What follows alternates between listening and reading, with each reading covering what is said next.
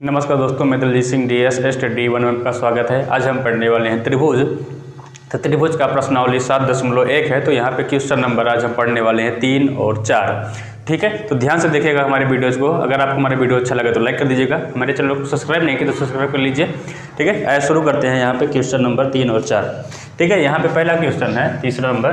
एक रेखाखंड AB पर AD और BC दो बराबर लंब रेखाखंड है। दर्शाइए कि CD रेखाखंड AB को समद्विभाजित करता है।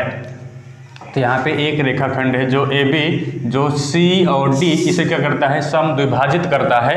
ठीक है, और O क्या है, इसका मध्य बिंदु है। ठीक है, तो यहाँ पे हम लिख सकते हैं हेलो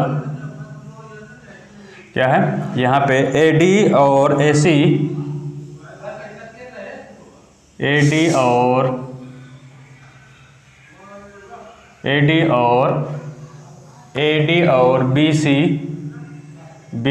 दो क्या है, BC दो रेखाखंड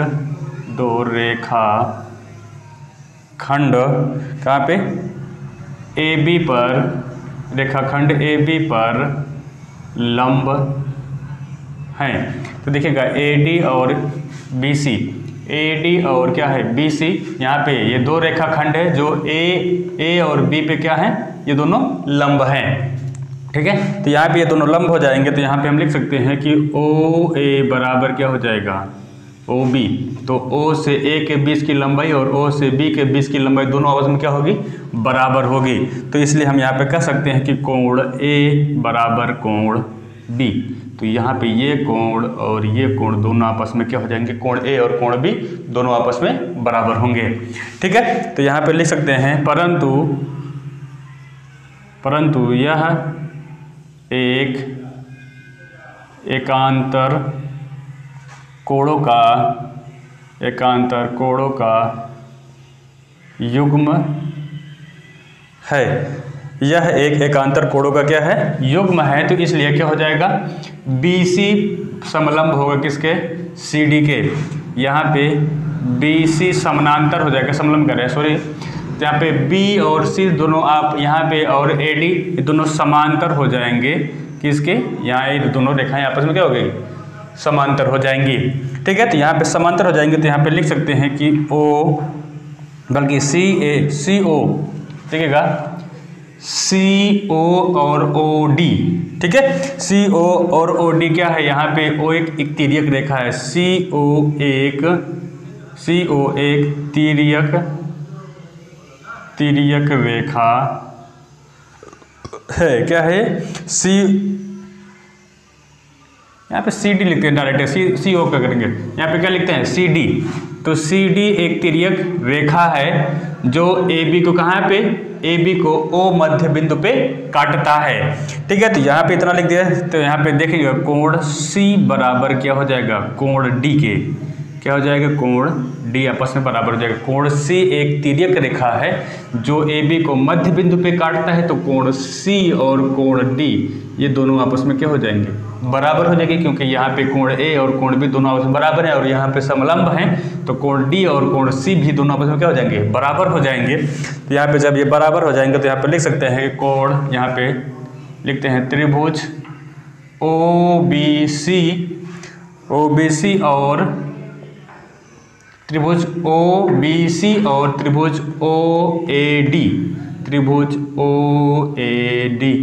ये दोनों भी आपस में क्या हो जाएंगे, बराबर हो जाएंगे। तो यहाँ पे जब ये दोनों भुज, यहाँ पे ये कोण, ये त्रिभुज और ये त्रिभुज दोनों आपस में बराबर हो जाएगा। तो इसके बनने वाली जो भुजाएं होंगी वो भुजाएं भी आपस में क्या होंगे, बराबर होगा। तो यहाँ पे हम लिख सकते हैं कि BC बराबर क्या हो जाएगा, देखिएगा BC बराबर क्या हो जाएगा, AD होगा, नहीं होगा। यहाँ पे ये त्रिभुज जब दोनों आपस में बराबर हो गए तो यहाँ पे AD बराबर क्या हो जाएगा, BC के। तो यहाँ पे दोनों आपस में क्या हो गए, वो रेखाएं बराबर हो गए। तो हम यहाँ पे लिख सकते हैं कोण B बराबर कोण C, और यहाँ पे हो जाएगा कोण C बराबर, एक मिनट, कोण B बराबर कोण A। कोण B बराबर क्या हो जाएगा, कोण A हो जाएगा। और यहाँ पे कोण C बराबर क्या हो जाएगा, कोण C बराबर कोण D हो जाएगा। तो त्रिभुज यहाँ पे लिख सकते हैं कि त्रिभुज OBC बराबर या समांतर होगा। ठीक है, त्रिभुज OAD के, इसलिए यहाँ पे, इसलिए हम कह सकते हैं कि यहाँ पे हमारा क्या हो जाएगा, OA बराबर क्या हो जाएगा OB। और यही हमें सिद्ध करना था कि यहाँ पे यह रेखाखंड क्या है, दो बराबर भागों में विभाजित है। तो हाँ, यहाँ पे दो बराबर भागों में विभाजित है, क्योंकि जब यहाँ पे ये त्रिभुज दोनों आपस में बराबर है, ये वाला कोण दोनों आपस में जब बराबर हो जाएगा, यहाँ पे त्रिभुज की दो भुजाएं, मतलब दो भुजाएं आपस में बराबर हैं और दो कोण आपस में बराबर हैं, तो तीसरी भुजा और तीसरा कोण भी क्या हो जाएगा, आपस में बराबर होगा। इसलिए सिद्ध होता है कि कोण A और कोण यहाँ पे रेखा OA और रेखा OB, ये दोनों रेखाएं आपस में क्या हो जाएंगी, बराबर हो जाएंगी, और O इसका क्या हो जाएगा, मध्य बिंदु हो जाएगा। ठीक है, तो ये हमारा क्या हुआ, आंसर हो गया। और सिद्ध होता है, क्वेश्चन नंबर 4 है, यल और यम दो समांतर रेखाएं हैं जिन्हें समानांतर रेखाओं P और Q को एक अन्य युग्म प्रतिच्छेदित करता है। दर्शाइए कि त्रिभुज ABC बराबर या समांतर होगा त्रिभुज CDA के। तो ध्यान से देखिएगा, P और देखिए यल और यम क्या है, दो समांतर रेखाएं हैं। यल और यम क्या है, दो समांतर रेखाएं हैं, और P और Q इन्हें क्या करती हैं, इन्हें प्रतिच्छेदित करती हैं। तो मतलब एक दूसरे को क्या है, यहाँ पे काटती हैं। तो P यल और यम दोनों को काटा, Q भी यहाँ पे यल और यम को दोनों को काटा, तो यहाँ पे एक चतुर्भुज बन गया जो ABCD बनता है। और यहाँ पे इस चतुर्भुज का एक क्या है, यहाँ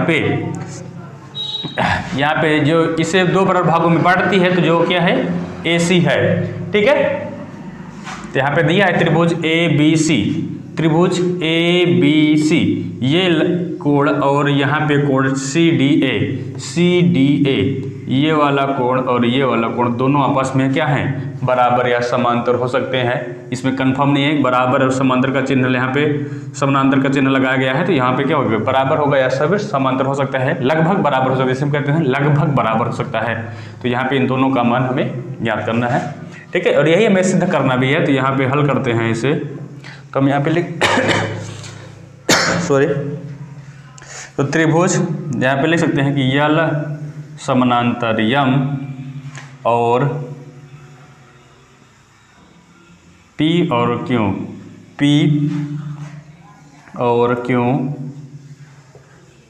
Q इन्हें काटती हैं, क्या करती हैं, इन्हें काटती हैं, क्या करती हैं, यल और यम समांतर रेखाएं हैं, यल और यम समांतर रेखाएं हैं। P और Q क्या करते हैं, दोनों इन्हें काटती हैं। यहाँ पे तो बन जाएगा, काटती हैं, और कैसे काटती हैं, और ये दोनों रेखाएं कैसे हैं, यहाँ पे P और P समानांतर किसके हो जाएगा, क्योंकि P और Q दोनों आपस में क्या है, समांतर हैं। ठीक है, यल और यम दोनों रेखाएं समांतर हैं, इसे P और Q काटती हैं, जो P और Q दोनों भी कैसे हैं, समांतर हैं। ठीक है, तो यहाँ पे हम लिख सकते हैं, इसे प्रमाण देते हैं। ठीक है, जो प्रमाण है इसमें त्रिभुज ABC, और यहाँ पे लिख सकते हैं कि त्रिभुज CDA, ये दोनों आपस में क्या है, लगभग बराबर हैं। तो यहाँ पे लिख सकते हैं कि त्रिभुज,